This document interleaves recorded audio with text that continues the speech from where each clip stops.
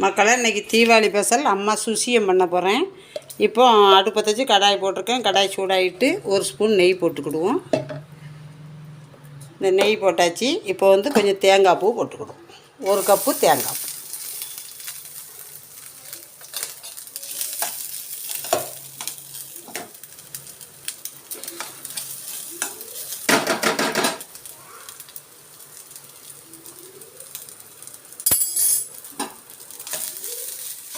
இப்படி நல்லா வறுத்துக்கிடுவோம் தேங்காய் பூவை.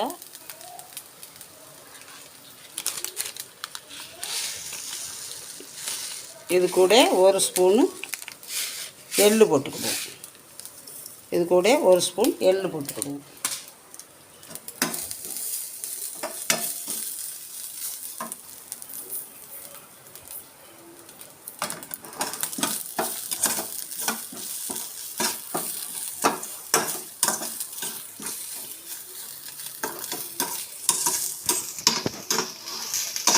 இப்போ தேங்காய் பூ கொஞ்சம் கலர் மாறினதும் ஒரு கப்பு வெல்லம் வச்சுருக்கேன். இந்த வெல்லத்தை நல்லா தூள் பண்ணி வச்சுருக்கேன்.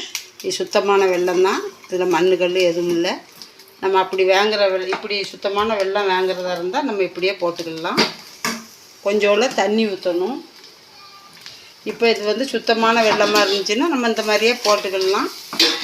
இப்போ இதுக்கு கொஞ்சோண்டு தண்ணி ஊற்றிக்கிடுவோம். இந்த வெல்லம் கொஞ்சம் கரையணும் இல்லையா, அப்போ இது கொஞ்சம் தண்ணி ஊற்றிக்கிடுவோம். மண் கல் இருக்கக்கூடிய வெல்லம்னா நம்ம வடிகட்டணும். இது வடிகட்ட வேண்டாம்.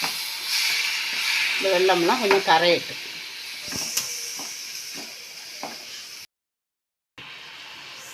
இதுக்கு ஒரு பிஞ்சு உப்பு போட்டுக்கிடுவோம். இப்போ இது கடலைப்பருப்பு. கடலைப்பருப்பு ஒரு மணி நேரம் ஊற வச்சு மிக்சியில் இந்த மாதிரி தண்ணி இல்லாமல் அரைச்சி வச்சுருக்கேன். அதில் 2 ஏலக்காயும் போட்டு ஒன்று அரைச்சி வச்சுருக்கேன். தண்ணியெல்லாம் ஊற்றக்கூடாது. இப்படி தூள் மாதிரி வரணும். இப்போ இதையும் வெல்லம் கரைஞ்சிட்டு இப்போ இதையும் இது கூட கொட்டிக்கிடுது. இது பூர்ணம். இப்போ நம்ம பூர்ணம் ரெடி பண்ணிக்கிட்டு இருக்கோம். இந்த மாதிரி எல்லாம் நல்லா கலந்துக்கிடுற மாதிரி கலந்துக்கிடும். இன்னும் கொஞ்சம் நெய் போட்டுக்கிடுவோம். நல்லா வாசமாக இருக்கும் இந்த பூர்ணம்.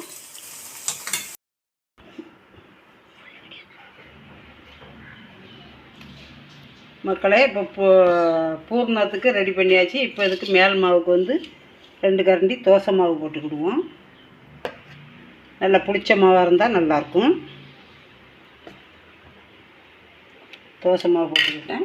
இப்போ மைதா மாவு ஒரு கப்பு இது கூட போட்டுக்கிடுவோம்.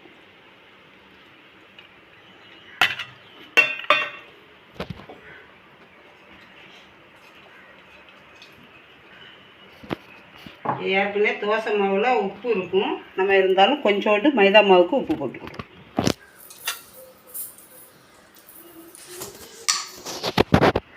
இப்போ இதை நல்லா தண்ணி விட்டு கலந்துக்கிடுவோம். தண்ணி இதுலேயும் கொஞ்சம் இருக்கும். இருந்தாலும் நம்ம கொஞ்சம் தண்ணி விட்டு நல்லா இட்லி மாவு மாதிரி நம்ம இதை கலந்துக்கிடுவோம்.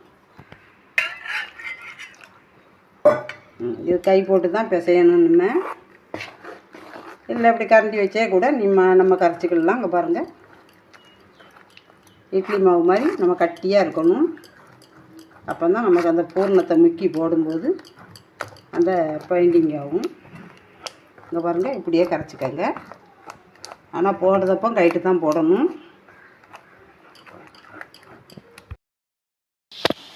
இப்போ சுசியத்துக்கான பூர்ணம் ரெடி ஆகிட்டு இப்போ இறக்கிக்கலாம். அடுப்பை ஆஃப் பண்ணிக்கிடுவோம். இது கொஞ்சம் ஆறட்டும். ஆறின பிறகு நம்ம எல்லாம் உருண்டை பிடிச்சிக்கிடுவோம். இப்போ மேல் மாவு செய்யறதுக்கு என்ன பண்ணணும் பார்ப்போம். இப்போ மேல் மாவு ரெடி பண்ணி வச்சாச்சு. இப்போ இந்த பூர்ணம் நல்லா ஆறிட்டு இப்போ இதை இப்படி உருட்டி வச்சுக்கிடுவோம். இங்கே அடுப்பத்தை வச்சு ஆயில் போட்டிருக்கேன், சூடாகிட்டு இருக்குது. இதை பூரா நம்ம இப்படி உருட்டி வச்சுக்கிடுவோம்.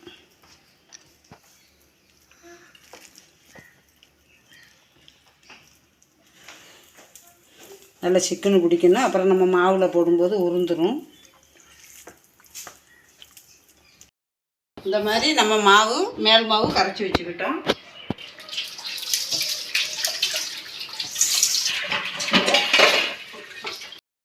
எல்லாம் ஊற்றி வச்சாச்சு. இப்போ கையை கழுவிட்டு வந்தாச்சு. இப்போ இந்த ஒவ்வொரு உருண்டையாக எடுத்து இப்போ நம்ம இந்த மாவில் போட்டு எடுத்து நம்ம எண்ணெயில் போட்டுற வேண்டியது.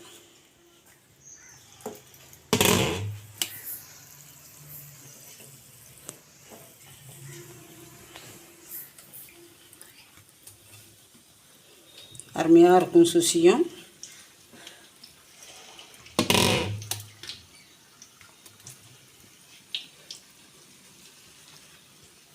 இப்படி ஒன்று ஒன்றா போட்டுருங்க. இந்த அளவுக்கு சுசியம் வெந்தால் போதும், எடுத்துக்கலாம்.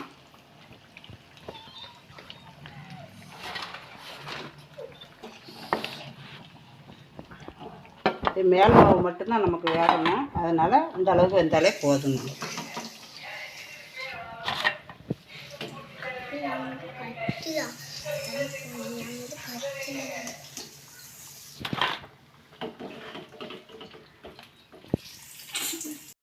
எல்லா சுசியமும் ரெடி ஆகிட்டு எடுத்துக்கலாம்.